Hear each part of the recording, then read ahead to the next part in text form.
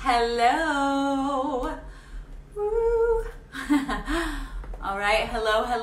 I am going to share this on my live page or my personal page. When you pop on, say hello and where you are tuning in from, where are you watching, and what are you doing? It's raining here, and so that's nice. It's a little chilly, but chilly is relative. I lived in Miami, and I remember coming out in boots, Ugg boots, and a scarf. It was the chillier time in Florida, kind of rare. And there were Russian girls laying down, sunning their buns, and I was all wrapped up. So chilly is relative. I am clear about that. Wow, this looks a little pixelated. Does it look pixelated to you guys? Let me know. When I'm seeing it here on Facebook, it doesn't look very clear. Doesn't look clear. Share on your timeline. I'm going to do that and post. Wait to see if you pop on. But yesterday I did a very short video about shadow work, and one of my new friends asked, what is shadow work? What does that even mean? So I thought I'd give you a little overview. I actually promised that I would today, so here I am doing it. Shadow is considered to be unconscious. It's like the unconscious part of yourself. It may be completely unconscious, or it could be parts of your personality that you have judged, and so you kind of suppress them or just own them. You don't allow yourself to believe that you're that person.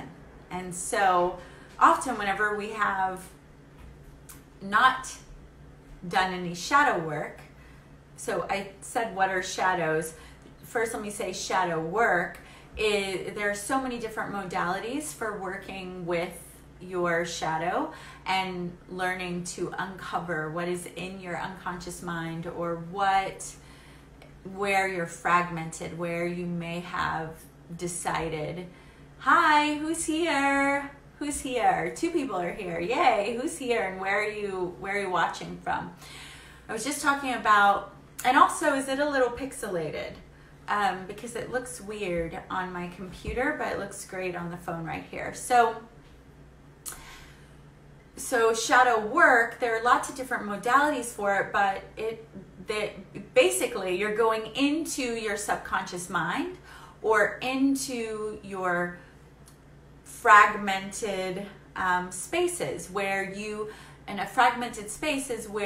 may at some point, usually in childhood, have decided that something about you or something about the way you're feeling or acting is just not acceptable, not lovable, and so you disassociate from it as if it's not even you. And I can see the comment on my computer, but I'm not seeing it up here. Oh, Leonie from Perth, yay, hi Leonie.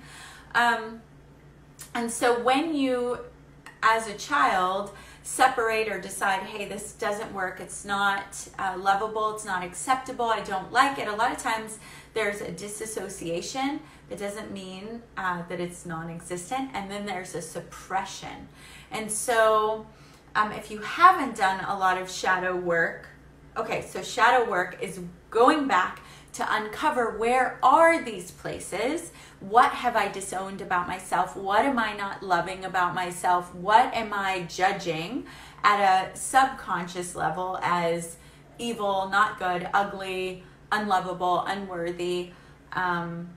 And And so the reason you would want to do that is because as you go into the shadow and find these parts, you bring all of your being back into harmony. You can, it's also, the shadow side is called the dark self or the dark side. And the value, some of the value that comes out of doing this is greater self-love, greater self-awareness, more ability to manage your emotions and to get yourself aligned with what it is that you're trying to accomplish in life. And this could be as simple as being faithful to a partner, or, you know, going for a job promotion, starting a business, working out. It could be any of that. Because a lot of times the shadows, even though they're suppressed and they're not in your awareness, they are running the show. Because if you don't know, your belief and even those deep unconscious beliefs drive the show. You logically can willpower your way through a lot. You can, you know, meditate your way through a lot, but getting with a coach like me or working with someone else is very powerful for helping you uncover. And I have coaches. I will always have coaches in my life because I love allowing myself to have that support.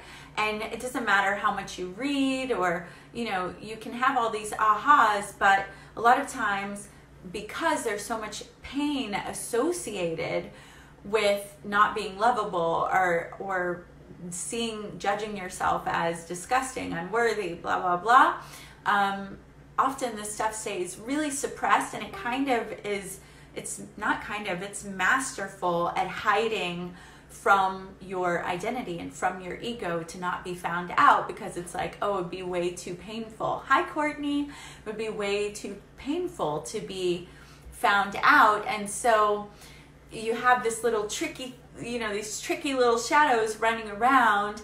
And then another thing that can happen is you're walking along and you meet someone and you're just so repelled by them. And often what you're repelled by is something that is in your shadow, that's in your dark self, that you went, if I let that out, I would hate myself. That would be unacceptable. And so until you bring them into the light and you bring them into love and you get the support that you need, hey, I just want to shimmy when you're on, Courtney. Until you do that work, you can't move into your abundance. You can't move into total wholeness and wellness, because there are all these fragments out there and you're unconscious that have been, you've disassociated from at some point and are really scary. And even sometimes when they start to emerge, they can freak people out, you know? The feeling of greed, of jealousy, of depression, of lust, of, you know, these things can lurk as like, no, resist it. And then boom, there's some kind of rampage that happens because you haven't learned to love and to dance with your shadows. There's a lot of powerful work that you can do. And so yesterday's video, I was talking about how I've been doing a lot of shadow work, which, if you noticed, I bought some Dark Queen things and have played, haha, yes, shimmy, and have played in that realm a lot. And once you integrate and do the work, and I really do suggest doing the work with support, with, if it's not me, with some other healer, coach, mentor, counselor. But when you do the work, you will find that your shadow self is actually part of your team, and there's a time and place for all of it. And when you allow that space for all of it and learn how to hold space for yourself and these parts of yourself, because it's not like it's not there, it's there suppressed and running things in the background, then you will find yourself more easily able to align with what you want. You'll also find yourself becoming more discerning, because when you are clear and you are connected to the full truth, then you can discern what your being, what your womb, what your heart is guiding you toward. You can discern what is not for you, because often you'll be drawn to the shadow. Like if you have a shadow self that you've denied, and then you're out and about, and you're, let's say, dating, because you know dating's been fresh on my brain lately. So you're dating, and you find Mr. Right, and then you know you're so attracted to him, and then boom, he ends up being just this version, this amplified megaphone version of some shadow in yourself. And it happens all the time. Or this can happen with money, it can happen with friends, it can happen with all kinds of situations, because your frequency is still holding all of this in a disconnected way and disowned. So then, you know, you just fall right into it because you're not connected to it. So you can't even connect to it in front of you to realize, oh, this doesn't work. This isn't for me. Where if you are connected to all the energies in yourself, including your dark side, then you recognize what that energy is, and you're more discerning in your life, both of what is for you and what is not for you, or what you choose to opt out of, because you're not, you know, when you go like this inside of your being, no, I don't want to see that about myself, then so within, so without, right? So then you're out in the world and you're like, oh, I can see that, but I'm not going to see that other stuff. So I just refuse to see it. And it is, Leonie, I see it says it helps having a soul coach or somebody who can ask the right questions to help you uncover, shift, and heal. And I am phenomenal at that. So if you feel drawn to work with me, please message me privately. I have private offerings and group, but there are lots of other coaches and healers too. And Leonie, I so agree with you. I definitely have my support team. And I agree. It is so powerful to have help. But so does that make sense? Give me some feedback about what that's hitting with you. That whenever you are going like this, I don't want to see this about myself, and I'm scared of my shadow. I will not allow that to exist. It's yucky, gross, embarrassing. I'm going to bury it. And that is if you have any conscious connection to that. You're like, nope, not going to see it. And then when people come in your world that are really full on that energy and everybody else is seeing it, you're like, nope, I don't see that part. It because so within, so without. So you end up, missing some major signals there. So yesterday's video I was talking about how in doing my own next level of shadow work over the past year, I've gotten so many beautiful gifts and lessons. And the greatest gift is deeper self-love, unconditional love, and not just tolerant love, but where I freaking celebrate my shadow self. I think she's pretty sexy and hot and wild and vibrant and is my ally big time. And everything, there's a time to moderate and be like, okay, darling, no, you're all right. But it's very powerful. And then how that shows up in my world is that when I hear things, I have a 15-year-old son, I have a son who's almost 20.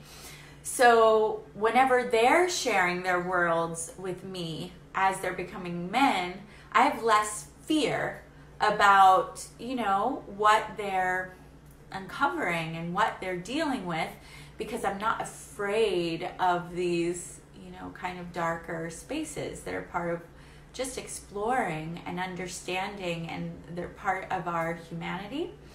And so I'm able to hold bigger space and connect more deeply with them and with less fear and less worry as a mother. And then in the relationship and dating realm, I just have way, it's not even less judgment, because I don't think I've been a very judgmental person. I can be judgmental, but we all can, but I don't think I've been a very judgmental person, but it allows for a deeper, more rich connection, a much deeper connection, because I'm again able to take in more of who the person in front of me is, so more of you in, and then I am able to enjoy, not just tolerate or judge. You know, sometimes you take everything in, but you're like, that person, they've got rah, rah, rah. So instead of coming from this fearful place, it's more about a judgment of fear. Like, oh, do I want to engage? I'm able to appreciate and love and discern powerfully. Okay, you fit in my world in this way. Or, hey, nice seeing you, and I don't want you in my inner circle, you know? So super duper powerful work. And if you have any comments about that, I'd love to read them. Leonie, thank you for your comments here. Oh, I see you did some more. Yes, my shadow side, it helps me grow. It's like soil to a flower, full of good stuff. Yum, yum, yum. I agree. So if you're just hopping on, say hello. Hi, Kimberly. And you'll probably need to watch the replay, because I'm popping off. Kimberly, I haven't seen you in forever. Your family is beautiful. And that's all. All right. Lots of love. Bye.